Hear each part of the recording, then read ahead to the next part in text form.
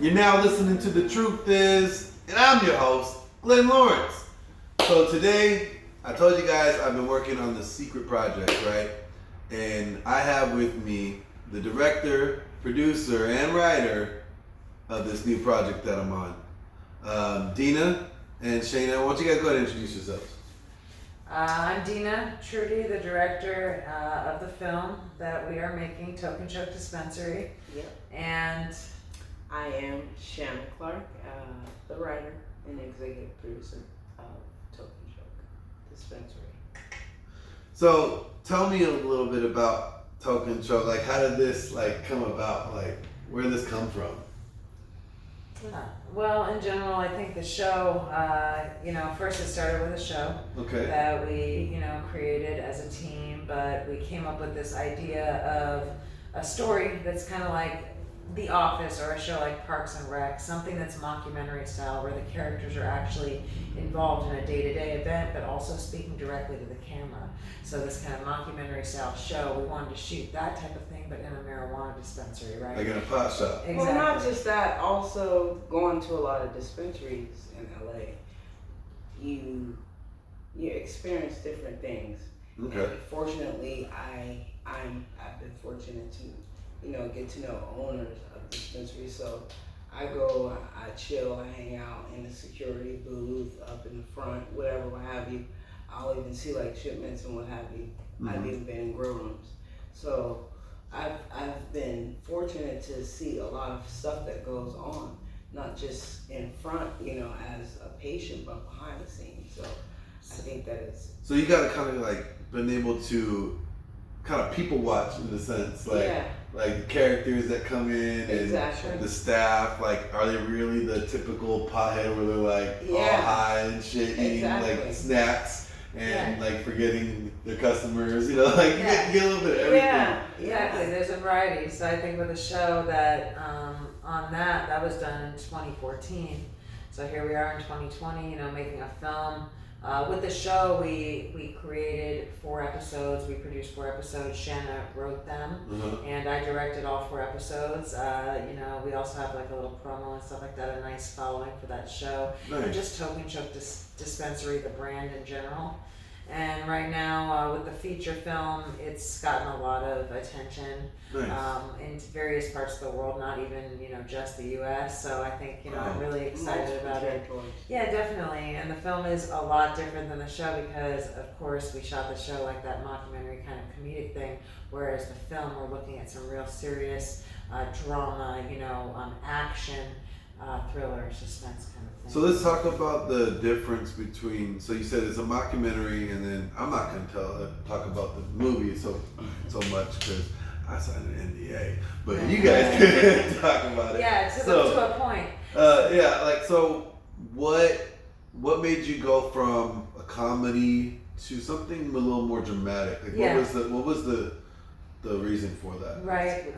I definitely felt like, for me personally, I don't know how you feel, but I felt like I wanted to bring more to the story for the film, like the background with our main character, Ronnie. People who have watched the show, they know Ronnie is the main character, like his background. They know from watching the episodes, he talks a little bit about the DEA and various people that he's involved with.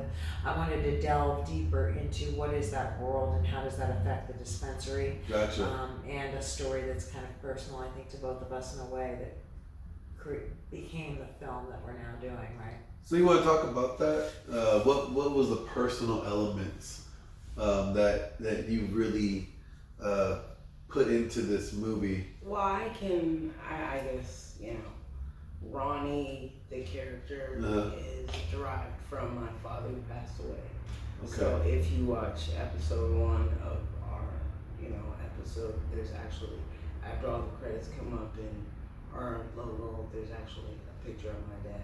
Okay. And, so it's kind of, the first episode was a tribute to him. Nice. So the name Ronnie comes from my father. Oh, wow. Yeah, and one of his best friends was Moby. His name, Moby Dick. Okay. So, hence Ronnie and Moby. So. Gotcha. Yeah. Hence Ronnie and Moby. So. Gotcha. Yeah. I know him as Molly, so you know. Yeah. So those characters I think derive from like real things, and in my opinion, with writing, like I write too. You know, even though I didn't write this script, I do a lot of writing. Writings derive from your own personal experiences. Yeah. People you know, things that you know. Experiences that you've had in your own life, and you just reframe it to paint a different story. Yeah. And basically what you want to tell in that story, and for me as a director for Toke Dispensary, I have a very clear purpose, a kind of reason that I'm telling this story. We're really excited about it in general, the overall story and the way it's coming across now, which was actually unexpected. It's even greater than I could have ever imagined. What we're getting now. In the middle of production, just being able to do this, I think is great to talk about it. So what was the cast like? So you got Ronnie, who's played by George Cordes, yeah, and he was the original Ronnie from the episodes. That's right. So you brought him back into the fold, get him to do the movie. That's awesome. Yeah, I mean there were auditions. There were definitely auditions. I think I might have auditioned for his role. Just in general, so there were, but auditions were definitely. I don't know what the word is. It was strenuous. It was extensive. It was, I'm very particular with what I'm looking for the film, and we went through quite a few actors and really got some good work. I mean, I remember I just getting the call back. I was like, "Oh, is this a fluke?" Hold on, I had to double check it twice, make sure, like, "Hey, is she really talking about me?" Yeah, we were absolutely talking about you. And it was interesting because, like, I knew a guy that was there that was also auditioning, and he was there when I originally auditioned, and then he was also there at the callback. Oh, really? And we were. It seems like we kind of counseled each other out on many different roles prior to. I wonder who that was. I forgot his name. That happens a lot. Like he'll see me, and then next thing you know, I got the role, or I see him, then he has the role. And so it's funny. I was like, oh, maybe we're gonna get on this one together. Wow. No, it didn't happen for him. Sorry, guys. But so what made you pick the characters or the cast that you guys chose to go with? Like, was there certain elements and features that kind of really stood out? Definitely. For me, thinking about the film, like my direction for the movie, I wanted, I'm an actor as well. I started as an actor in LA. I mean, I had done independent films in other places before moving to LA for about 10 years, and then really got in that independent film circuit as an actor. Then I came out to LA and did a couple of films that are now on Amazon and Netflix, that kind of thing. So yeah, and so I had a good time doing that. So I feel like directing a film and other direction, that I work well with actors. I know how to spot a good actor. I know what I'm looking for with someone, and then when I see something that they kind of feel, and we can kind of all get at it together and really get what we need for that, it's just like this perfect harmony, So It's just an easy fit. Like it's kind of like just the unity is there. That's right. Without having to create it, it's already there. Mm-hmm. Yeah, That's awesome. you know when you see the right thing. So I think with just like you vibing with the other two. Oh yeah, with my Dumb and Dumber. Yeah, that's right, exactly. You guys we're not going to go too far with it, but there are other actors involved that everybody was we spent a lot of time casting these characters. It wasn't. We had to do multiple rounds of callbacks, lots of people. So Adam, what have you seen so far that's kind of like broke out? Like you're like, oh wow, I wasn't expecting that, or like hey, this is maybe I wanted to go do something else. Like, as the person that wrote it, I would say thus far the entire project. Really? The entire project. I thought I was writing a comedy, and I'm being completely. It's turned into something that both of us. I mean, we had this discussion. It's something bigger than what we anticipated. Yeah, like I talked about it as a comedy when I went to an event for the PGA, the Producers Guild, in America. All these different people from studios were there. Netflix was there. I was talking to a friend who had invited me. He works on major films and stuff like that as a line producer, other stuff. And I talked about what I was doing. Everybody's interested. This movie about a marijuana dispensary. It's never been done before. No, I think it's like the Wash meets like I don't know. I think like you got the Wash meets The Office somehow. Yeah. And then Extremely unique project. project, and it's kind of like the way I would explain it is people would say, oh, this is Deena Trudy, she's making a film, what tell about the film, and I'd say, it's a comedy with some a crime element to it. Yeah. Now I almost feel like it's a crime with a comedy element to it in a way. That's what I would think. I was like, after filming as much as we filmed so far, my first inclination is like, this is a comedy. My first inclination is like, this is a comedy. That was day one. Now that we're almost towards the end of it, I'm like, this is less of a comedy, more of a drama with comedy in it. Like, it's literally got drama in it. I mean, this is unbelievable. And that's why I say it's not what I expected. Exactly. It's a lot more than what I expected, and I'm happy. It's wow, and it's not just it's what the actors are bringing. It's what the element that you're bringing. I think like there's a lot of things that you see in this project so far that you don't really hit home. Like you don't really like bang out, but you really touch on. You touch on the injustice or the abuse of power that is prevalent, obviously, within some law enforcement precincts and stuff.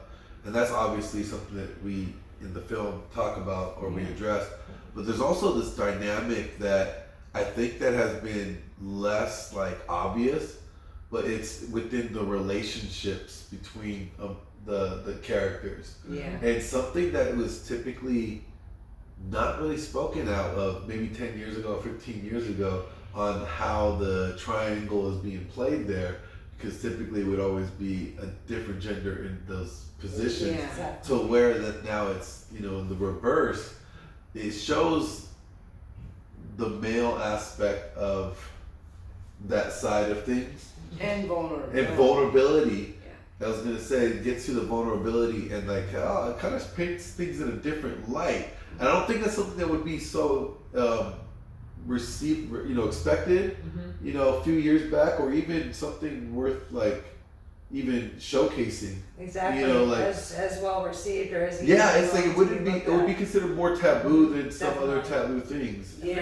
And I think that's profound. Like whether or not if you're talking about it's the time that we live in and it's just that's the real deal, or it's something that it's a real thing, but it's also a concerning thing to the other dynamics of it too, because you really see how it really messes with the other characters towards the end. So I think that's really cool to hit home on. That's something that's nothing really. I don't think I've seen it in a regular movie before. Right, me neither. Yeah, so I feel like it's unique. Thank you. I pride myself of having done my research on the fact that we are talking about asset forfeiture. Yeah, it is something that's across, not just in little towns. It's across the board. It's an issue, and that's not a spoiler. It's on the log line. Is dealing with in the United States alone. Yeah. Oh yeah.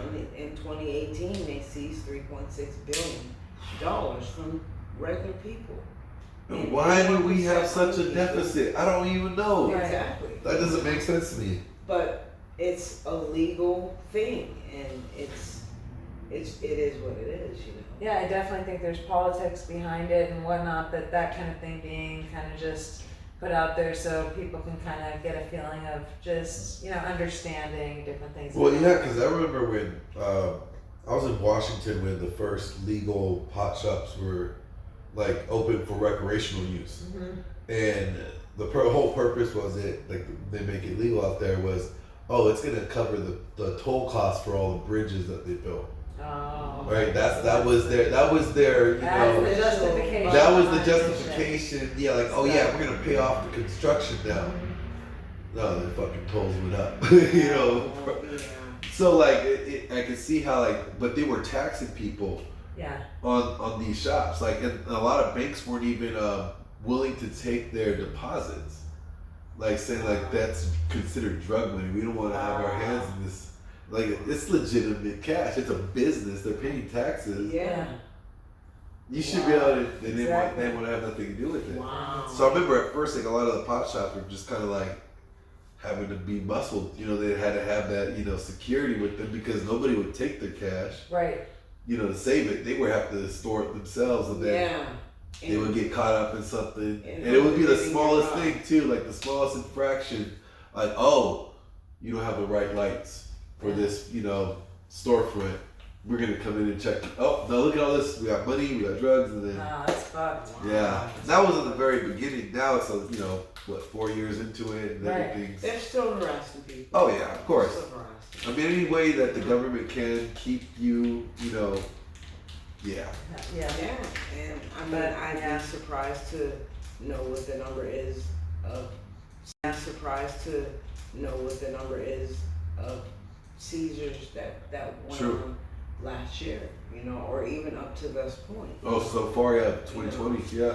Mhm. So I mean, it's something that the United States in general, so it's a real situation. It is a big problem, and it's a problem not just in this business, but in all businesses. Yeah. You got the EPA doing regulations on people, really Right. just really fucking people left and right. You're damn right. And it's just like, man, you got these guys wanting to work, Right. but you guys want to worry about the koala bears in Australia that has nothing to do with Americans. Regulations. Nothing. Absolutely nothing. But you're gonna make some laws based on koala bears in Australia, Yeah. keeping people out of work here in California. It makes no Right. sense to me. No. So Toke and Choke, is that a real dispensary? No, it's not. So it's all made up. We get asked that a lot, which is really funny. Anytime I wear the shirt and I'm out, people say, "Oh, that's interesting. Where is that dispensary?" No. So it's a made up. It's just for the movie. It's made up. Just saying that would be a pretty dope spot. Like have a Toke and Choke spot. The name. Because it is a dope spot. It sounds like a dope spot. It is a dope spot. So what future projects you got going on? Because we are almost, got a few days left, filming, and then post production and. Moving on to post production. So, Toke and Choke Entertainment has a slate of films. Okay. Right now, we're looking at next. Kind of confidential, but we've got a couple of movies. One is called Ganked. That one is about two girls that rob a drug dealer. It involves like cocaine trafficking. It's a crime Nice. comedy. Then I have a film that I'm doing called Vulture Canyon. That's based on true events, and it is about an all-girls juvenile prison. So Wow. ages 11 to 17, the worst in the state of Arizona. So not just like a juvie hall. But it's like a after penitentiary. juvie hall. Yeah, it's like a penitentiary for kids. So you get committed Yeah. for a certain amount of time, like a year or so forth. And like I said, ages 11 to 17, based on true events. That's a feature. So that one, Vulture Canyon, that's going to be on a bigger budget moving forward. Wow. Also, we have a comedy, kind of an off-the-wall funny one that's kind of like a scary movie type situation. Just a commercial, kind of makes fun of commercials, but it's got a funny storyline, so that's going to be interesting too. And then I have some other stuff, some other major stuff. Yeah, we've got, about a 7 or 8 count slate moving forward, so yeah. We're doing Nice. a lot. Wow. And it's a variety of genres. We You don't don't have just pinhole yourselves into one. Absolutely not, no. That's another thing we pride ourselves off of. Yeah. Just unique content, unique creative content that's not ever been done before. It's kind of conceptual, like even Toke and Choke. Like at first I said, it's not just some comedy. When you watch this movie, you'll see that it's a style that is unique to I think it's something that's almost beyond its time. Right. Like I think it's one of those projects that's like it's gonna hit great when it comes out, but in 5 years later, It'll it's be more still appreciated. exactly Right. almost kind of like How High was. When How High came out, everybody thought it was hilarious and Yeah. funny, but then like 5 years later, it just like boomed even bigger than Yeah. it went in when it originally came out. It's one of And those it's like- stick with you. Yeah. Yeah.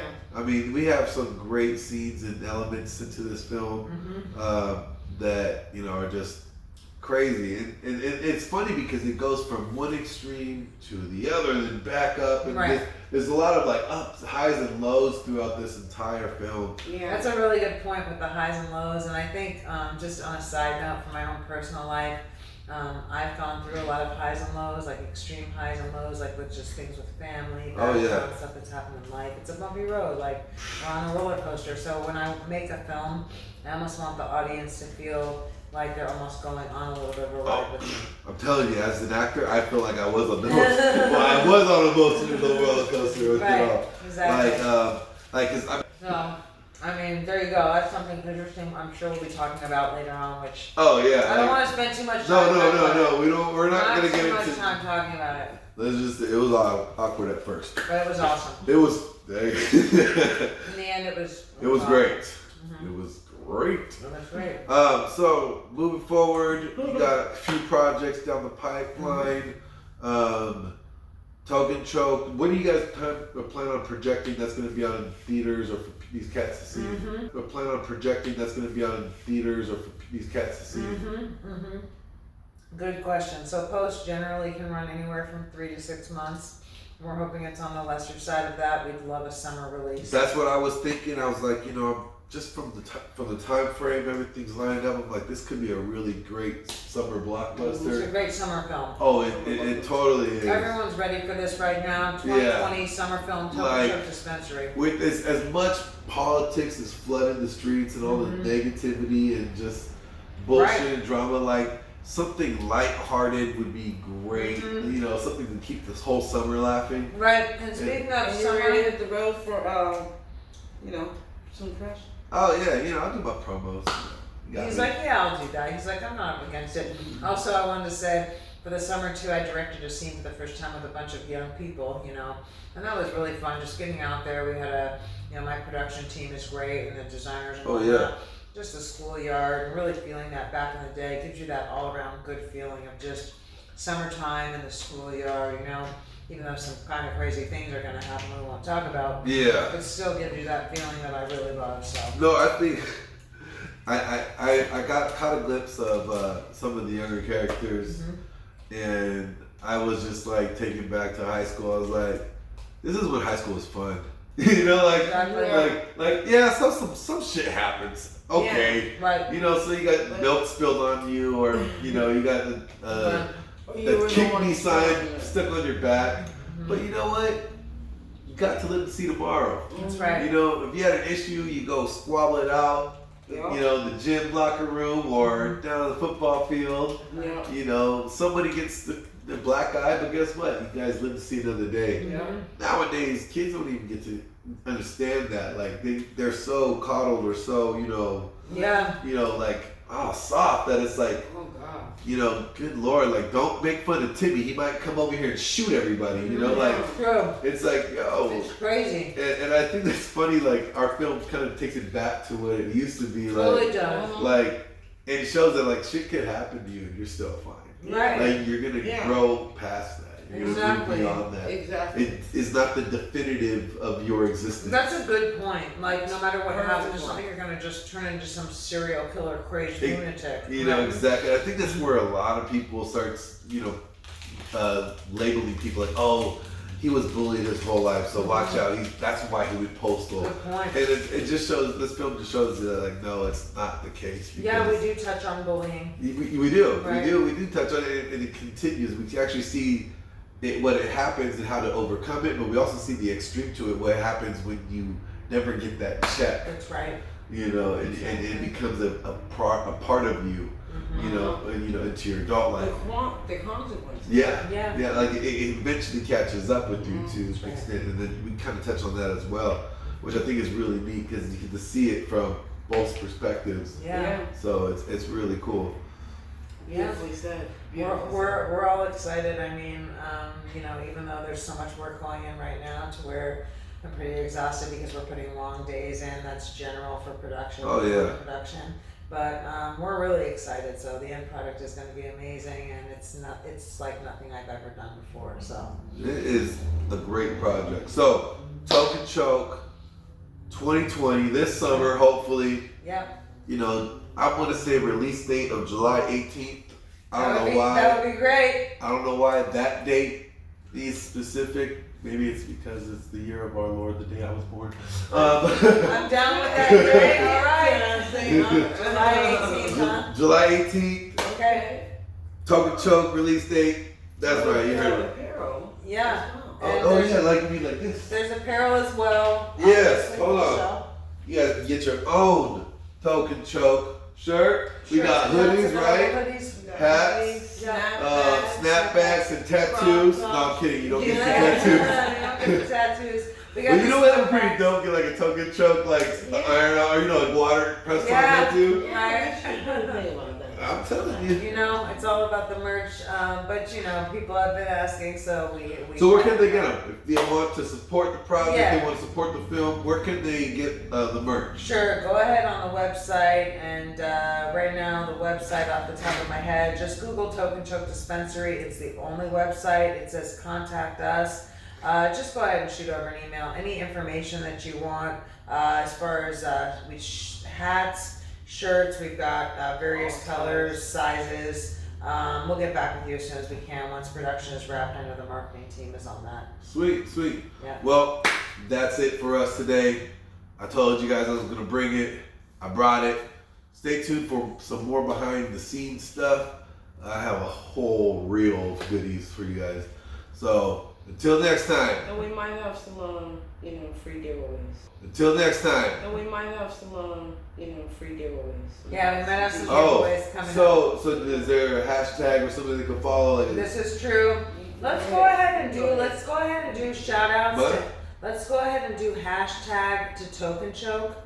We should do this because if we start it now, it'll be a thing. It'll start moving. Let's go ahead and hashtag Toke and Choke. Okay. So that's Toke, T-O-K-E, the letter N, Choke. Hashtag Toke and Choke. Oh, and you guys need to, if you guys want to get in any of this giveaways, hit me up on my Insta. You know what it is, Glenn_Lawrence Presents. Stay tuned because I'll be throwing some things out there for this film for these free giveaways. So, you know what I'm saying? Hit your boy up. Until next time, be real.